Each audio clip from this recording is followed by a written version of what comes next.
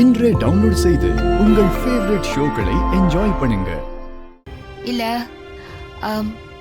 தனா மாடிப்படியில இருந்து கீழே உருண்டு விழுந்துட்டால. அவ விழுந்ததை பார்த்து அவரை ரொம்ப பயந்துட்டார் அத்தை.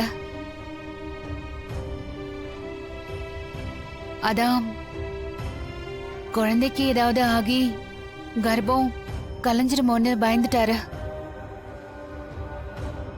நல்லபடியா பிரசவம் ஆகணும்னு அவர் இன்னைக்கு வேண்டிக்கிட்டு அதுக்காக முருகனுக்கு மாலை போட்டிருக்காரு.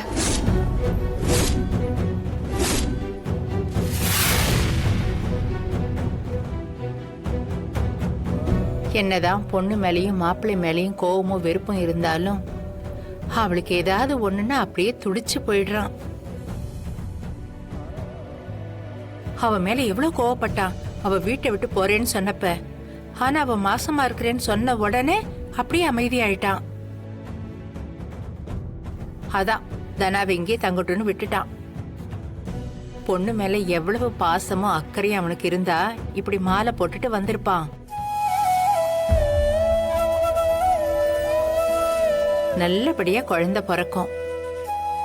தனாவுக்காக எவ்வளவு பெரிய வேண்டுதல் வச்சிருக்கான். அதுக்காகவே குழந்தை நல்லபடியா பிறக்கும். அப்படியே பிறந்துட்டாலும் ஏய் நில்லு.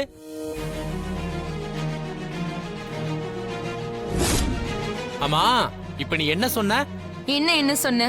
நான் என்ன சொன்னேன்? ஏய் எனக்கு பொல்லாத கோவம் வந்துரும். உண்மைய சொல்லி இப்ப நீ என்ன சொன்ன? இப்ப நீ என்ன சொன்னியா அதை எல்லாரும் முன்னாடியே சொல்லு.